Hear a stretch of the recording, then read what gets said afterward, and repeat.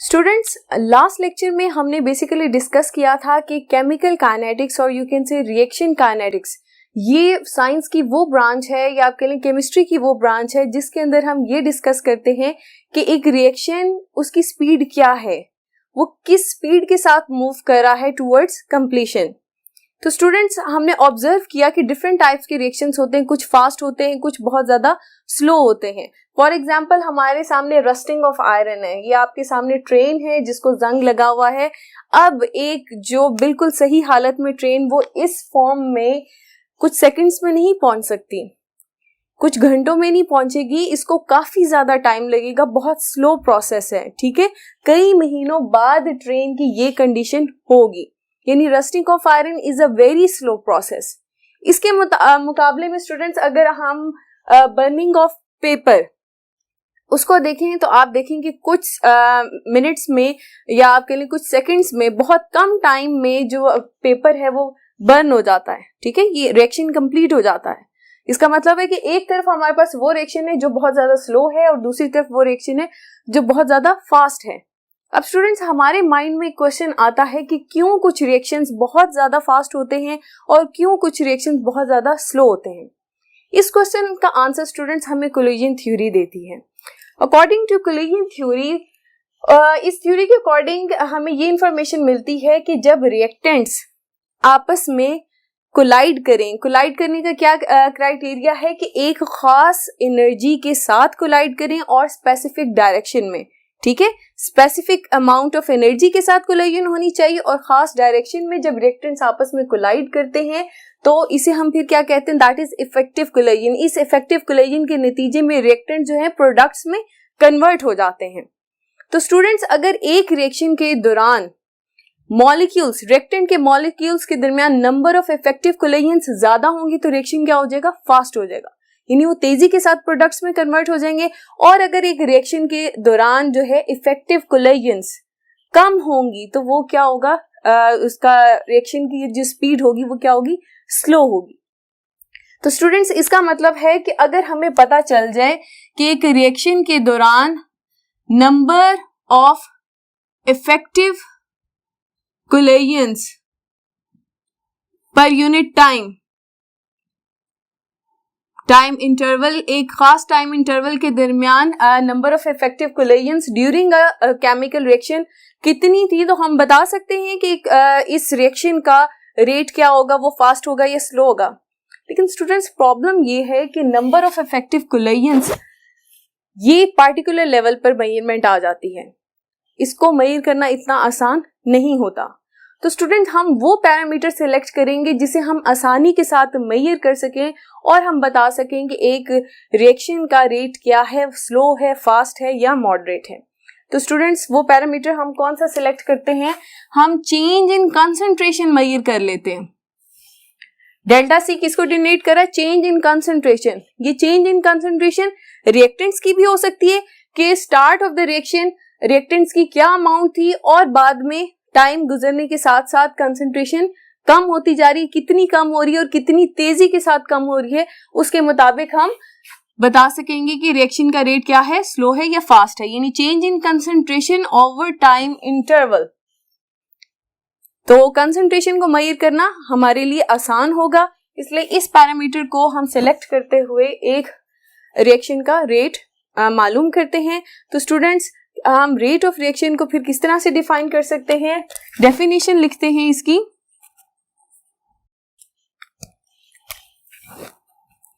The change in concentration of reactants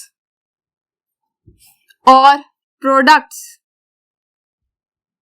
यानी हम reactants के लिहाज से भी रेट को डिस्कस कर सकते हैं कि change in concentration of reactants during time interval क्या थी, या प्रोडक्ट्स की चेंज इन कंसंट्रेशन किस तरह से हो रही है। दोनों में से कोई एक रिएक्टेंट या प्रोडक्ट्स हम सेलेक्ट कर सकते हैं, ठीक है।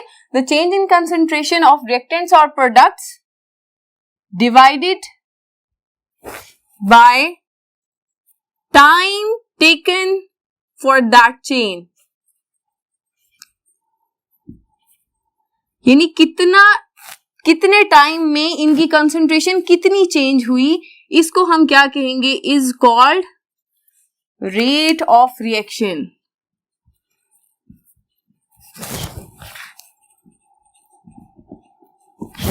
अगर इस डेफिनेशन से स्टूडेंट्स मैं रेट ऑफ रिएक्शन का एक्सप्रेशन लिखना चाहूं तो कैसे लिखूंगी, rate of reaction will B change in concentration delta C, ठीक है, आप इसे डेल्टा X भी कह सकते हैं, over delta T divided by time taken for that change. Delta C किसको डिनोट कर रहा है, change in concentration of a substance इसमें वर्ड इसलिए यूज करें कि रिएक्टेंट भी रख सकते हैं और प्रोडक्ट्स को भी लेकर आप ये चेंज मेजर कर सकते हैं, over time taken for that change. इसे टाइम इंटरवल भी आप कह सकते हैं, ठीक है। तो स्टूडेंट्स इस फॉर्मूला से अगर हम रेट की यूनिट डिटरमिन करना चाहें कि रेट ऑफ रिएक्शन की यूनिट क्या है, तो स्टूडेंट्स कंसंट्रेशन का क्या यूनिट होता है, मोलारिटी, ठीक है। तो इस तरह से लिख सकते हैं, rate of reaction is equal to, units लिखना चाह रहे हैं, मोलारिटी मोल पर डीएम क्यूब, ये यूनिट होता है, ओवर टाइम सेकेंड्स, ठीक है। तो ये एक यूनिट हमारे पास आ जाएगा मोल पर डीएम क्यूब पर सेकेंड, ठीक है। लेकिन स्टूडेंट्स अगर हमारे रिएक्टेंट्स गैसेस हों तो फिर हम क्या कंसंट्रेशन का यूनिट जो है वो मोलारिटी नहीं इस्तेमाल कर सकते, हम पार्शियल प्रेशर इस्तेमाल करेंगे। तो फिर रेट ऑफ रिएक्शन की यूनिट क्या होंगे, rate of reaction will be equal to atmosphere, that is the unit of pressure, over second, तो एटमॉस्फेयर पर सेकेंड। ये सेकेंड यूनिट आ जाएगा, ये किस चीज के लिए है, जब आपके पास रिएक्टेंट्स जो हैं वो गैसेस हो, ठीक है स्टूडेंट्स। फर्दर कुछ एग्जांपल्स भी हम यहां पर नोट डाउन कर लेते हैं जिससे हम बता सकें कि कौन से रिएक्शन जो हैं वो फास्ट हो रहे हैं और कौन से रिएक्शन जो है स्लो हो रहे हैं, ठीक है। अगर हम सबसे पहले फास्ट रिएक्शन लिखना चाहें तो हमारे पास आता है सिल्वर नाइट्रेट का सोल्यूशन लें, एक्वा सोल्यूशन लें और उसके अंदर अगर आप NaCl डालें तो स्टूडेंट्स आप देखें जब हमने सिल्वर नाइट्रेट के सोल्यूशन में NaCl डाला तो उसी वक्त आपके पास सिल्वर क्लोराइड के व्हाइट कलर के प्रेसिपिटेट्स अपीयर हो गए। Reaction is very fast, within no time silver chloride के प्रेसिपिटेट्स हमारे पास अपीयर हो गए हैं। इसका क्या मतलब है कि reaction is very fast, NaNO3, ठीक है। ये सॉलिड फॉर्म में व्हाइट प्रेसिपिटेट आ गए हैं, रिएक्शन इज फास्ट। ये फर्स्ट एग्जांपल होगी हमारे पास। सेकंड हमारे पास एग्जांपल आएगी एस्टर हाइड्रोलिसिस, ठीक है। Ester that is C2H5 C double bond O C2H5, ये क्या है, डाइथाइल एस्टर है, ठीक है। एस्टर में बेसिकली क्या फंक्शनल ग्रुप मौजूद होता है, RC डबल बॉन्ड OR, ठीक है, दैट इज आर एस्टर, ठीक है। एस्टर की हाइड्रोलिसिस हम करवाएंगे, एक्सेस अमाउंट में वाटर लेंगे तो ये किस में कन्वर्ट हो जाएगा, रिस्पेक्टिव एसिड, कार्बोक्सिलिक एसिड बन जाएगा और साथ में अल्कोहल बन जाएगी, ठीक है, इस तरह से। तो ये रिएक्शन कंप्लीट होने में कुछ वक्त लगता है, ठीक है, यानी आप कह लें कि कुछ मिनट्स बाद ये रिएक्शन जो है वो कंप्लीट होता है। तो आप कह सकते हैं कि इस रिएक्शन का जो रेट है वो मॉडरेट है, ना ज्यादा स्लो है ना बहुत ज्यादा फास्ट है। इसके साथ ही स्टूडेंट्स अगर हम एक और एग्जांपल मॉडरेट की रेट की देखना चाहें, दैट इज फूड डाइजेशन, यानी खाना हजम होने के लिए भी हमें 2-3 घंटे चाहिए होते हैं ना। जब हम खाना खा लेते हैं तो हमें 2-3 घंटे या आप कह लें 3-4 घंटे बाद आपको दोबारा भूख लगती है, क्योंकि 3-4 घंटे में फूड के ऊपर जो एंजाइम्स होते हैं वो एक्ट करते हैं और उसे डाइजेस्ट करते हैं, ठीक है। तो फूड डाइजेशन भी हम यहाँ पर लिख सकते हैं, फूड डाइजेशन इज इसमें 3 to 4 आवर्स लगते हैं फूड को डाइजेस्ट होने में। तो ये एग्जाम्पल हमारे पास मॉडरेट रेट की हो सकती हैं, ठीक है। थर्ड एग्जाम्पल हम वेरी स्लो रिएक्शन उसकी देखते हैं, that is rusting of iron. Start में हमने देखा था, ठीक है, आयरन को जंग लगने में काफी वक्त लगता है, ये स्लो प्रोसेस है। तो स्टूडेंट्स आप देखें कि रेट ऑफ रिएक्शन को हमने प्रॉपरली डिफाइन किया, फिर उसका फॉर्मूला मेंशन किया, फिर यूनिट्स मेंशन किए और लास्ट में तीनों टाइप्स के रिएक्शन की एग्जांपल्स दी, फास्ट, मॉडरेट और वेरी स्लो, ठीक है। स्टूडेंट्स अब फर्दर ये कॉन्सेप्ट समझने के लिए कि change in concentration with respect to time, यानी कि जैसे रिएक्शन स्टार्ट होता है तो रिएक्टेंट्स किस तरह से उनकी कंसंट्रेशन कम होती है, प्रोडक्ट्स की कंसंट्रेशन वक्त के साथ साथ बढ़ती जाती है। इस कॉन्सेप्ट को मजीद डिटेल में डिस्कस करते हैं ग्राफिकल एक्सप्लेनेशन से। तो देखते हैं स्टूडेंट्स, हमने एक रिएक्शन कंसीडर करे हैं जिसके अंदर ए रिएक्टेंट जो है वो बी प्रोडक्ट में कन्वर्ट हो रहा है, ठीक है। और हम ये देखना चाहते हैं कि टाइम के साथ साथ कैसे रिएक्टेंट की कंसंट्रेशन कम होती है और प्रोडक्ट की कंसंट्रेशन ज्यादा होगी, ठीक है। स्टूडेंट्स ग्राफ हम प्लॉट करेंगे कंसंट्रेशन वर्सेस टाइम, ठीक है। इसके दरमियान यानी y एक्सिस पे हमने ली है कंसंट्रेशन, x एक्सिस पे लिया है हमने टाइम, ठीक है। इस पॉइंट पे कंसंट्रेशन क्या होगी, 0, और यहाँ पर मैक्सिमम पॉइंट पे कंसंट्रेशन हाई है, ठीक है।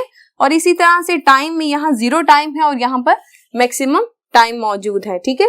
कंसंट्रेशन हम ले रहे हैं मोलैरिटी में और टाइम सेकंड्स में, ठीक है। अब ग्राफ प्लॉट करते हैं स्टूडेंट्स। आपके सामने एक बीकर के अंदर रिएक्टेंट्स मौजूद हैं, अभी कोई रिएक्शन स्टार्ट नहीं हुआ, तो आप देखें कि अभी यहाँ पर रिएक्टेंट जो है उनकी कंसंट्रेशन मैक्सिमम है, ठीक है। तो मैक्सिमम कंसंट्रेशन का पॉइंट हमारे पास कौन सा आ रहा है, दिस वन, ये मैक्सिमम कंसंट्रेशन का पॉइंट है, ठीक है।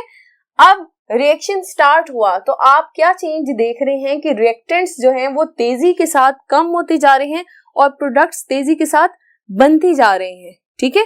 तो अब ग्राफ में क्या चेंज आएगा, क्योंकि रिएक्टेंट्स कम होते जा रहे हैं तो रिएक्टेंट्स ये इस तरह से इनकी लाइन नीचे जाती जा रही है, जो बता रही है कि रिएक्टेंट्स की अमाउंट कम हो रही है और प्रोडक्ट्स बनना शुरू हो रहे हैं।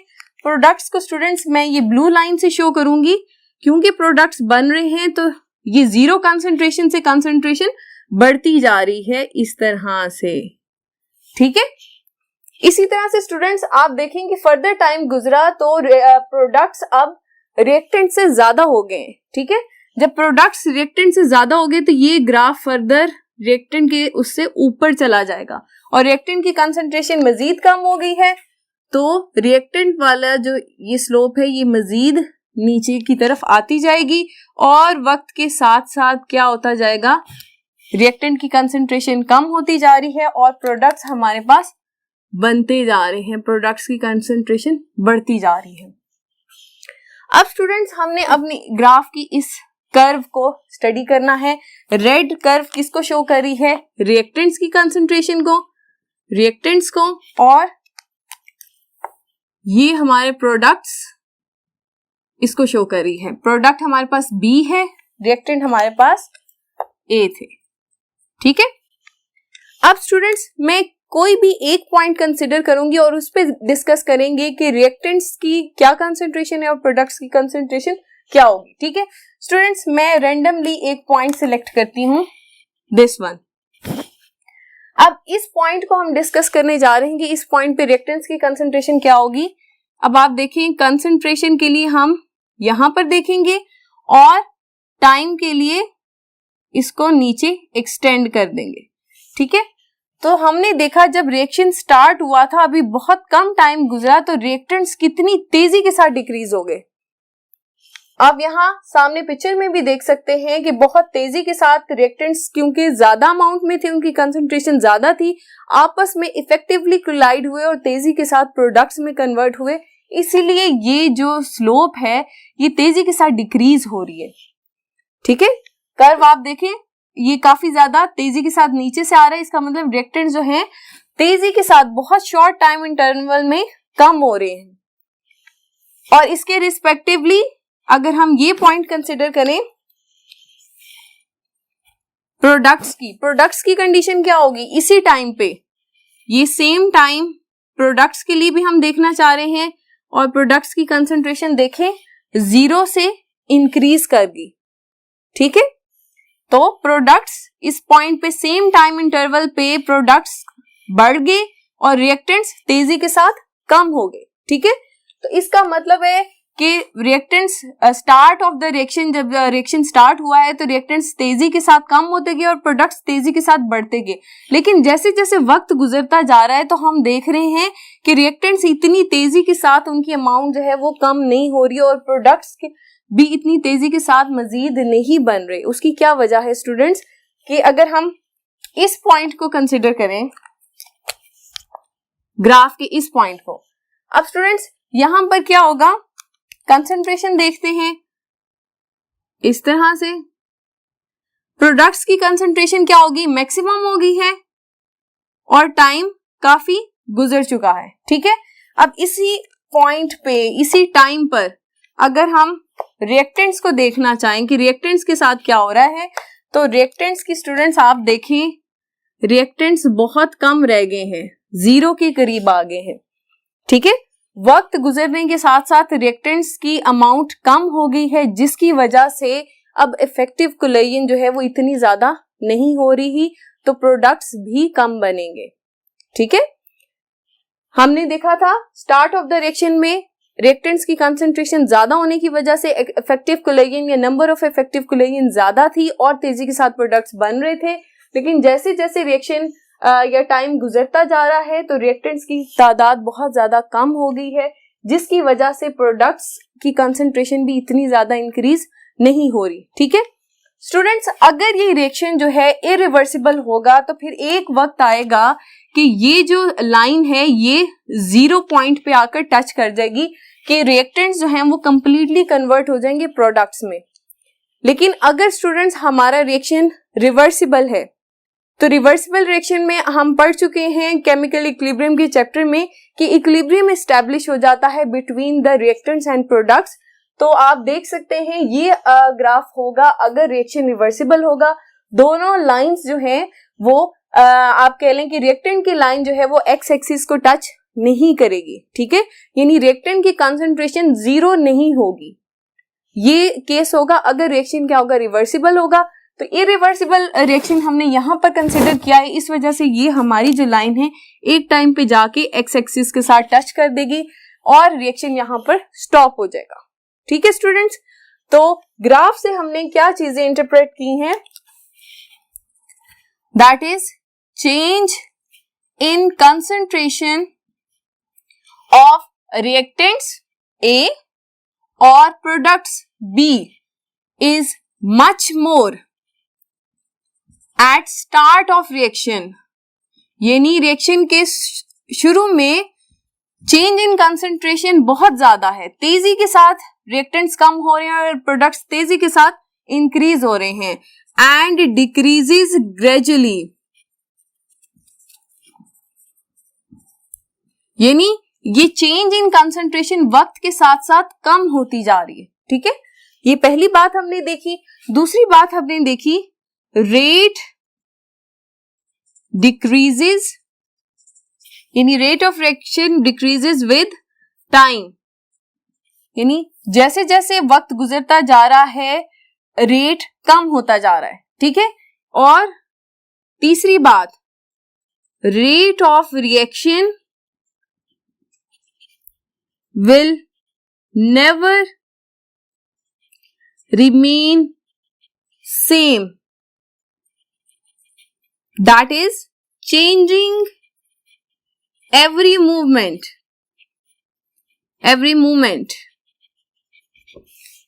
इसका क्या मतलब है कि रिएक्शन जब तक कंप्लीट नहीं होता तो इस ड्यूरेशन में आप हर सिंगल पॉइंट पे अगर रेट की वैल्यू चेक करेंगे, रेट ऑफ रिएक्शन को मेजर करना चाहेंगे, तो हर टाइम यानी आप कह लें हर इंस्टेंट पे रेट ऑफ रिएक्शन क्या होगा, वो चेंज होगा, ठीक है। वो एक जैसा नहीं रहता। जैसे स्टूडेंट्स वक्त है वो हर लम्हे बदल रहा है, ठीक है, एक जैसा तो नहीं रहता। अभी जिस लम्हे में हम जी रहे हैं, जो आने वाला लम्हा वो उससे क्या होगा, मुख्तलिफ होगा। तो इसी तरह से रेट ऑफ रिएक्शन भी हर लम्हे बदलता रहता है, ठीक है, वो एक जैसा नहीं रहता। Start of the reaction rate की वैल्यू ज्यादा होती है क्योंकि चेंज इन कंसंट्रेशन ज्यादा होती है, रिएक्टेंट्स की हो या प्रोडक्ट्स की हो, लेकिन जैसे टाइम गुजरता जाता है चेंज इन कंसंट्रेशन इतनी ज्यादा नहीं है, जिसकी वजह से रेट की वैल्यू क्या हो जाती है, कम हो जाती है at the end of the reaction, ठीक है। तो स्टूडेंट्स हम रेट ऑफ रिएक्शन को कैसे लिख सकते हैं? अगर हम रिएक्टेंट्स को कंसीडर करते हुए रेट ऑफ रिएक्शन मेजर करना चाहें तो हम क्या लिखेंगे?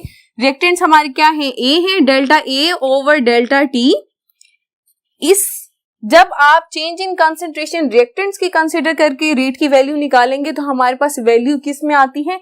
नेगेटिव में आती है, क्योंकि रिएक्टेंट्स की concentration during the reaction decrease हो रही है।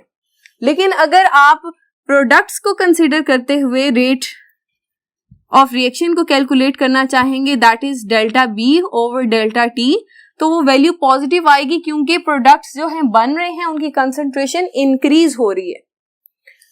स्टूडेंट्स, ये नेगेटिव वैल्यू सिर्फ इस चीज को इंडिकेट कर रही है कि रिएक्शन की concentration during the time interval decrease होती है, अदरवाइज रेट ऑफ रिएक्शन की वैल्यू कभी भी नेगेटिव नहीं होती, ठीक है। ये सिर्फ कंसंट्रेशन को शो करिए। अगर हम रिएक्टेंट्स को लेकर रेट मेजर भी करते हैं तो हम उसके साथ नेगेटिव नहीं लगाएंगे, ठीक है स्टूडेंट्स। तो रेट ऑफ रिएक्शन स्टूडेंट्स, अगर हम फर्दर इसकी टाइप्स की बात करें तो रेट ऑफ रिएक्शन हम दो तरह से मेजर करते हैं, एक एवरेज रेट ऑफ रिएक्शन और दूसरा है इंस्टेंटेनियस रेट, ठीक है। एवरेज रेट ऑफ रिएक्शन का क्या मतलब है कि स्टूडेंट्स आप दो specific points red marker use कर लेते हैं, एक ये पॉइंट अगर मैं लूं और दूसरा ये पॉइंट लूं, ठीक है, इस टाइम इंटरवल में,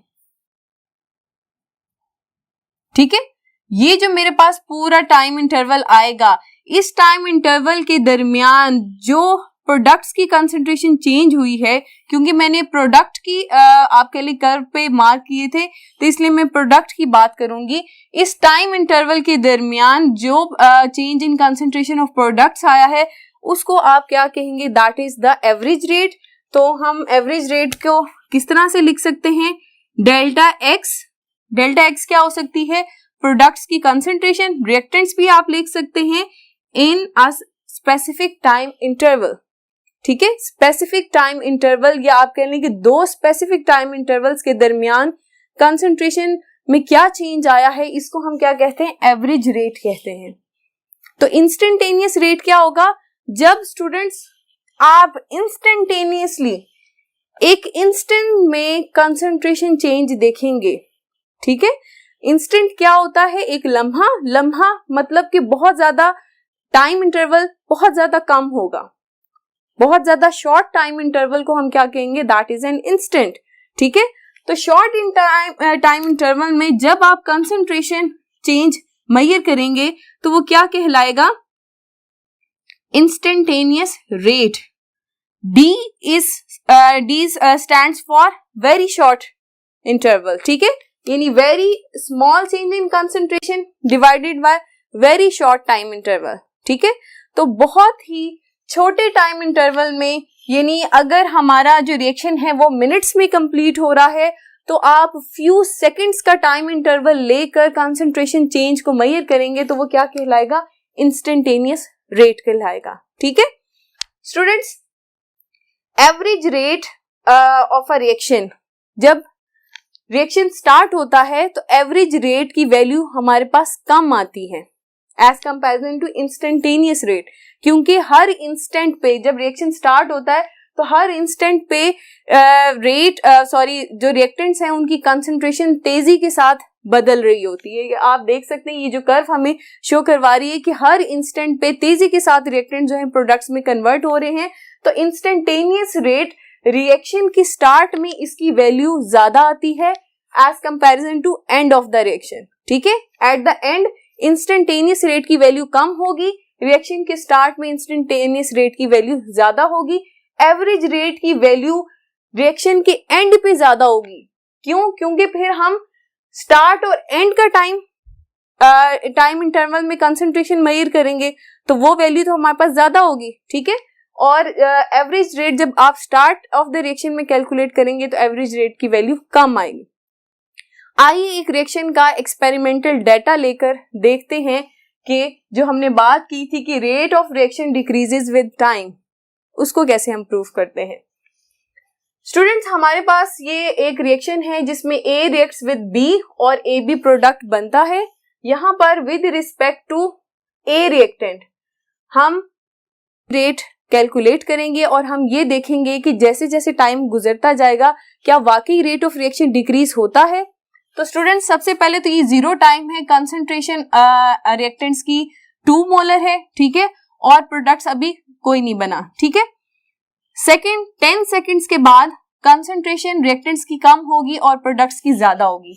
अब यहाँ पर अगर हम इन 2 पॉइंट्स के दरमियान एवरेज रेट को कैलकुलेट करें, 0 से 10 सेकेंड्स के दरमियान हम एवरेज रेट कैलकुलेट करेंगे तो एवरेज रेट हमारे पास क्या आएगा, आर एवरेज रेट है, change in concentration final minus initial, final concentration हमारे पास क्या आई है 1.25 minus initial 2 divided by time interval final 10 seconds minus initial 0, ठीक है। तो स्टूडेंट्स, हमारे पास वैल्यू क्या आएगी -0.075, that is rate of reaction. हमने कहा था कि माइनस हम नहीं लगाते, ठीक है, क्योंकि रेट की वैल्यू कभी भी नेगेटिव नहीं होती, ठीक है। नेगेटिव साइन सिर्फ इस वजह से आ रहा है क्योंकि हमने रिएक्टेंट्स को कंसीडर करके रेट ऑफ रिएक्शन निकाल रहे हैं, ठीक है। अब इसी तरह से स्टूडेंट हम किसी और 2 पॉइंट्स पे रेट ऑफ रिएक्शन को कैलकुलेट करें तो फिर वैल्यू क्या आएगी। अब काफी टाइम गुजर चुका है, 40 सेकेंड्स हो चुके हैं, तो फिर हम देखना चाहते हैं कि रेट की वैल्यू बढ़ेगी या कम होगी। तो स्टूडेंट्स, हम वैल्यूज पुट करेंगे। इनिशियल वैल्यू अब हमारे पास क्या है, दैट इज फाइनल वैल्यू 0.25 है minus initial value 0.5 over time interval final 40 minus 30, ठीक है। तो स्टूडेंट्स, वैल्यू आएगी -0.025, ठीक है। अगेन स्टूडेंट्स, माइनस हम कंसिडर नहीं करेंगे, तो हम इस कैलकुलेशन से क्या जस्टिफाई कर रहे हैं कि रेट ऑफ रिएक्शन स्टार्ट में ज्यादा होता है और एट द एंड, ये देखिए नियर एंड हो रहा है ना, रिएक्टेंट्स की कंसंट्रेशन बहुत कम रहेगी, रिएक्शन एंड होने वाला है, तो रेट की वैल्यू क्या हो गई, कम हो गई है। तो ये जो हमने पॉइंट डिस्कस किया था कि रेट डिक्रीजेस विद टाइम, ये इस कैलकुलेशन से हमने जस्टिफाई कर लिया। आइए स्टूडेंट्स, अब हम इंस्टेंटेनियस रेट और एवरेज रेट को डिफरेंशिएट कर लेते हैं। इंस्टेंटेनियस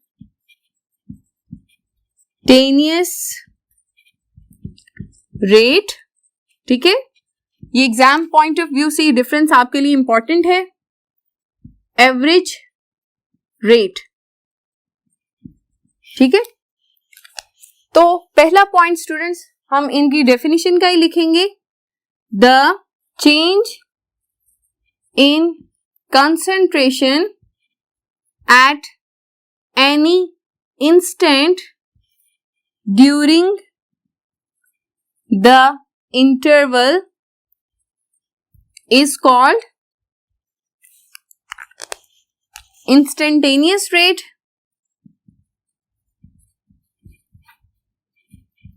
ठीक है। और इसके सामने एवरेज रेट की डेफिनेशन लिखेंगे, the rate of reaction between two specific points is called average rate, ठीक है। तो इंस्टेंटेनियस रेट को, उसका एक्सप्रेशन हम किस तरह से मेंशन करते हैं, सेकंड पॉइंट हम वो लिखेंगे, इंस्टेंटेनियस rate क्योंकि ये एक इंस्टेंट पे चेंज इन कंसंट्रेशन को हम मेजर करते हैं, तो वेरी स्मॉल कंसंट्रेशन के लिए हम dx very small change in concentration over very small time interval, ठीक है। एवरेज रेट को हम कैसे लिखेंगे, average rate that will be equal to change in concentration between two specific points and time interval for that change, ठीक है। Last point students, at start of reaction instantaneous rate value of instantaneous rate is higher than average rate। ये भी हमने बात discuss की थी कि जब रिएक्शन स्टार्ट होता है तो इंस्टेंटेनियस रेट की वैल्यू ज्यादा होगी as comparison to average rate, और एवरेज रेट के केस में क्या होता है, at the end of reaction average rate की वैल्यू क्या होती, ज्यादा होती है, average rate that is high, और कंपैरिजन टू इंस्टेंटेनियस रेट उसकी value at the end of the reaction क्या होगी, कम होती है, ठीक है। उसकी वजह भी देख लें कि eight the end of the reaction change in concentration in products और रिएक्टेंट्स बहुत ज्यादा कम है, जिसकी वजह से इंस्टेंटेनियस रेट की वैल्यू भी आपके पास कम आएगी, ठीक है। स्टूडेंट्स याद रहे इंस्टेंटेनियस रेट और एवरेज रेट एक पॉइंट पे आकर इक्वल हो सकते हैं जब इंस्टेंटेनियस रेट में जो टाइम इंटरवल है वो 0 हो जाए, ठीक है। तो उस पॉइंट पे एवरेज रेट और instantaneous rate they become equal. Students ये बात होगी differentiate between instantaneous and average rate. अब इस टॉपिक के लिहाज से स्टूडेंट्स हमारी एक्सरसाइज में क्वेश्चन है that is rate of reaction is ever changing parameter. वो ये आपसे पूछना चाह रहे हैं क्या वाकई रेट ऑफ रिएक्शन जो है वो हर लम्हे बदलता जाता है। तो स्टूडेंट इसका आंसर हम लॉ ऑफ मास एक्शन से दे सकते हैं। लॉ ऑफ मास एक्शन क्या हमें बताता है, that is rate of reaction depends upon the concentration of reactants, ठीक है। और you can say rate of reaction is directly proportional to the concentration of reactants, यानी रिएक्टेंट्स की कंसंट्रेशन जितनी ज्यादा होगी उतना ही रेट ऑफ रिएक्शन ज्यादा होगा, और रिएक्टेंट्स की कंसंट्रेशन कम हो जाएगी तो क्या होगा, रेट ऑफ रिएक्शन भी कम हो जाएगा। तो स्टार्ट में हमने देखा था कि रिएक्शन के स्टार्ट में रिएक्टेंट्स की कंसंट्रेशन ज्यादा होती है, इस वजह से रेट ऑफ रिएक्शन भी ज्यादा होगा, और जैसे जैसे टाइम गुजरता जाएगा हर लम्हे रेट ऑफ रिएक्शन चेंज होता जा रहा है, क्योंकि हर पॉइंट पे कंसंट्रेशन बदलती जा रही है। तो at the end rate of reaction decreases due to the decrease in concentration of reactants, ठीक है स्टूडेंट्स। तो आप इस कॉन्सेप्ट को यूज करते हुए इस क्वेश्चन को आंसर कर सकते हैं। आज का लेक्चर स्टूडेंट्स यहाँ पर खत्म करते हैं। होप सो स्टूडेंट्स आपको रेट ऑफ रिएक्शन और एवरेज रेट और इंस्टेंटेनियस रेट के कॉन्सेप्ट क्लियर हुए होंगे। अपना बहुत सा ख्याल रखिए। अल्लाह हाफिज।